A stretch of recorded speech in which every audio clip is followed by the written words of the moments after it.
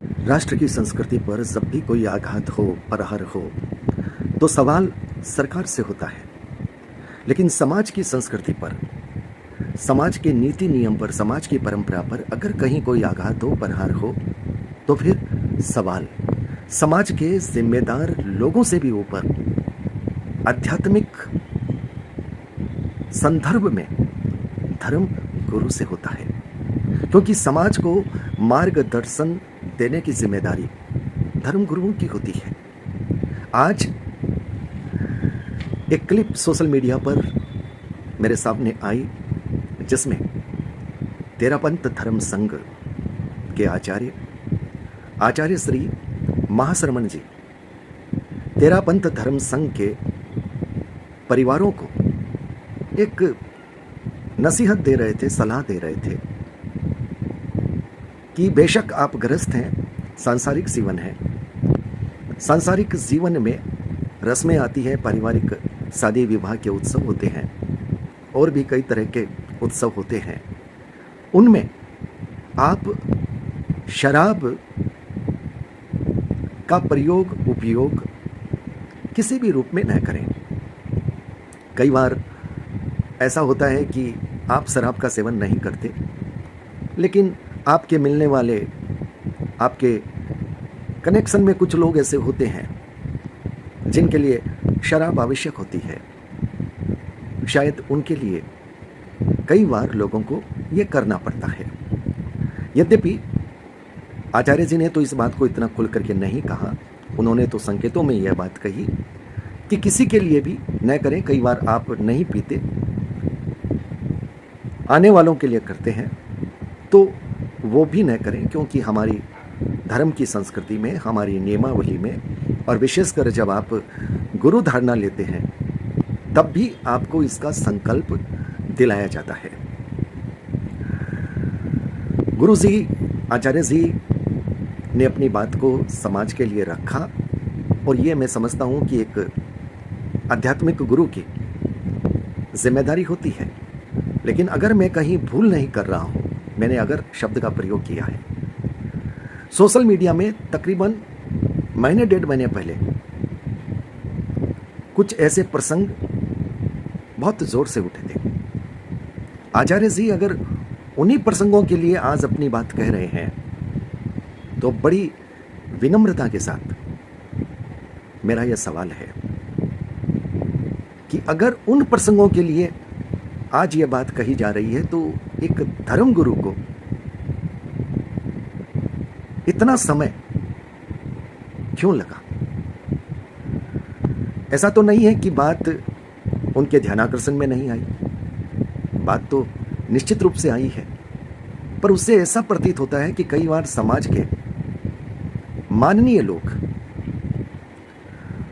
इतने बड़े, इतने महत्वपूर्ण हो जाते हैं कि धर्म गुरु को भी शायद बहुत सोच करके संभल कर बोलना पड़ता है।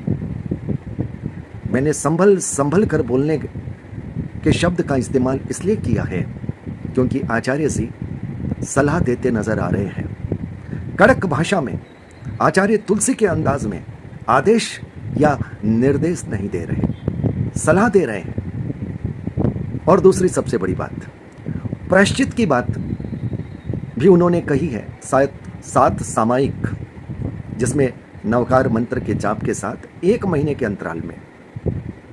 मैं मानता हूं कि जैन धर्म में, वैसे सभी धर्मों में हो सकता है कि आपसे गुनाह हो जाए तो प्रायश्चित में कोई ना कोई संकल्प दिलवाया जाता है।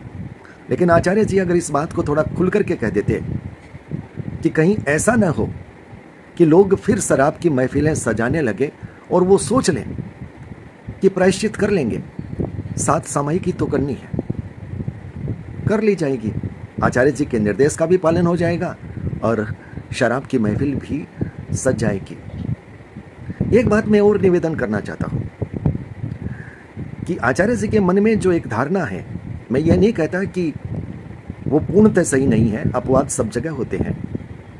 जैसा कि उन्होंने कहा कि आप नहीं पीते, लेकिन फिर भी आपको कई बार ये करना पड़ता है। मेरा यह मानना है कि जो नहीं पीता फिर वो पिलाने के लिए इतना मजबूर नहीं होता। महफिलें वो ही सजाते हैं जिनको शराब की खुमारी भाती है।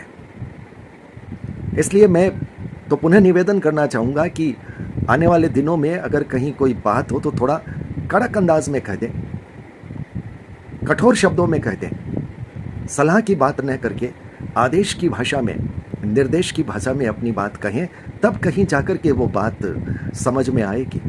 सलाह में तो ऐसा हो जाता है कि आपने सलाह दी,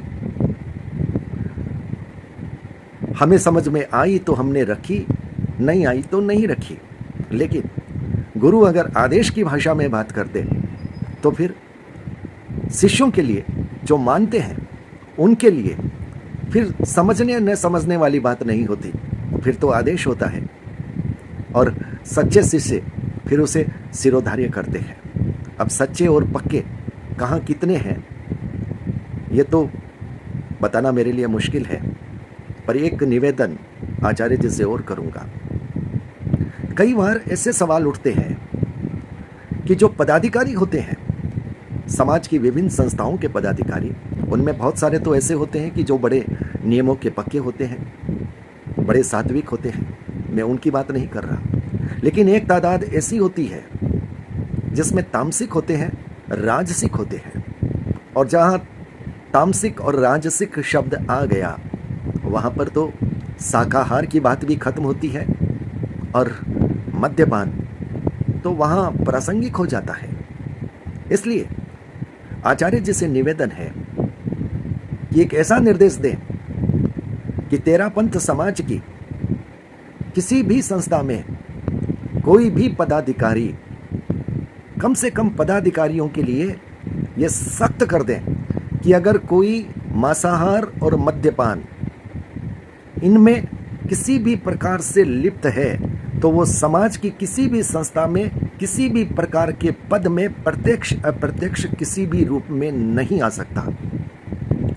जिस दिन यह लक्ष्मण रेखा ईमानदारी से खींच दी जाएगी उस दिन सुधार की संभावनाएं बहुत प्रबल हो जाएगी, क्योंकि नशे दो हैं, एक तो शराब का नशा है और एक पद का नशा है।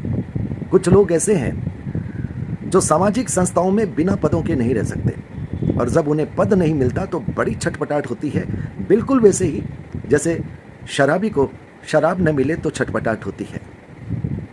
तो जिस दिन यह तय कर दिया जाएगा कि तेरापंथ समाज की किसी भी संस्था में मांसाहार करने वाला,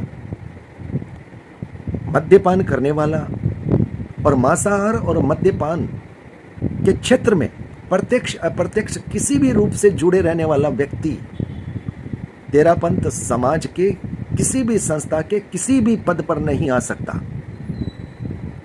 यह सख्ती जिस दिन कर दी जाएगी उस दिन निश्चित रूप से तेरापंथ समाज में बड़े परिवर्तन दिखेंगे। मैं ये नहीं कहता कि समाज के आम आदमी शराब की तरफ नहीं जाते, जाते होंगे, लेकिन जो मुख्य समाज की संस्थाओं पर आसीन होकर समाज के लिए काम करते हैं, कहीं ना कहीं समाज के सामने वो चेहरे रहते हैं, एक तरह से आदर्श के रूप में रहते हैं। सामान्य लोग उन्हें देखकर सोचते हैं कि ये कितने बड़े लोग हैं, इन्होंने कितनी बड़ी प्रगति, कितनी बड़ी उन्नति की है। तो जब बड़े लोग सुधरने लग जाएंगे तो उन्हें देखकर समाज का आम आदमी, साधारण व्यक्ति भी सुधरने लग जाएगा। मैं अपनी बात में एक बार पुनः खुलासा कर दूं, मैं जब बड़े लोगों की बात कर रहा हूं तो इसका मतलब मैं सबकी बात नहीं कर रहा हूं। मैं ये मानता हूं कि बहुत सारे लोग बड़े सात्विक हैं, बड़े सात्विक हैं, आध्यात्मिक नियमों के भी पक्के हैं और नैतिक नियमावली, चारित्रिक नियमावली के भी पक्के हैं। लेकिन कुछ लोग जरूर ऐसे हैं जो तामसिक हैं और कुछ लोग राजसिक हैं। तो उनके लिए निश्चित रूप से दिशा निर्देश सख्त होना चाहिए, पक्का होना चाहिए। यह निर्देश अगर आ गया कि समाज की किसी भी संस्था में कोई भी व्यक्ति मांसाहार और मद्यपान में प्रत्यक्ष अप्रत्यक्ष किसी भी रूप से अगर जुड़ा हुआ रहा तो वो समाज की किसी भी संस्था में किसी भी पद पर नहीं आ सकता। मैं मानता हूं कि यह नियम बोलना आसान है, लागू करना आज के संदर्भ में मुश्किल है। हाँ, आचार्य तुलसी अगर होते तो मुश्किल नहीं था, उनकी दहाड़, उनकी ललकार तुरंत फुरत हो जाती। पर जब वर्तमान आचार्य सलाह की भाषा में अपनी बात कहते हैं तो मुझे माफ कीजिएगा, ऐसा लगता है जैसे कहना पड़ रहा है, और कह रहे हैं वो बहुत ही सजा करके कह रहे हैं, बड़े सावधानी पूर्वक कह रहे हैं। आचार्य जी से अपेक्षा आदेश की है, निर्देश की है, सलाह की नहीं। क्योंकि जब बात सामाजिक परंपरा, आध्यात्मिक परंपरा के टूटने तक की है, वहां पर सलाह नहीं दी जाती, वहां पर आदेश दिए जाते हैं, वहां पर निर्देश दिए जाते हैं। लेकिन फिर भी आचार्य जी ने यह बात कही, इस विषय को स्पर्श किया तो अच्छा लगा, पर मन को सुकून नहीं मिला, क्योंकि कहने का अंदाज बहुत लचीला था, सावधानी के साथ कहने की कोशिश थी।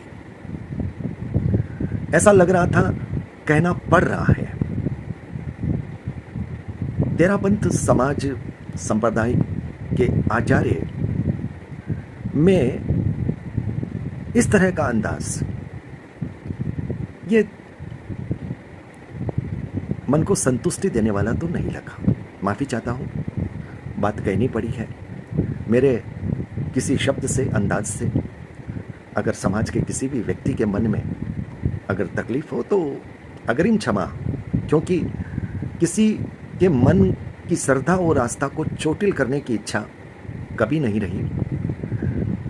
सच कहना पड़ता है, और मैं भी बहुत सावधानी से कहने की कोशिश करता हूं कि मेरे शब्दों से किसी को चोट न लगे, लेकिन फिर भी सच कड़वा होता है। सावधानी बरतने के बाद में भी शायद कभी कोई दिल व्यथित हो जाता है, उसके लिए दिल से क्षमा। मेरे मन में ये इच्छा नहीं है कि मैं बेवजह के सवाल करूं, लेकिन जब सामाजिक संदर्भ में स्थितियां ऐसी हो और जिनके जिम्मेदारी समाज को मार्गदर्शन देने की हो, वो कहीं मजबूर से लगे तो कहना पड़ता है। बहुत बहुत आभार। नमस्कार।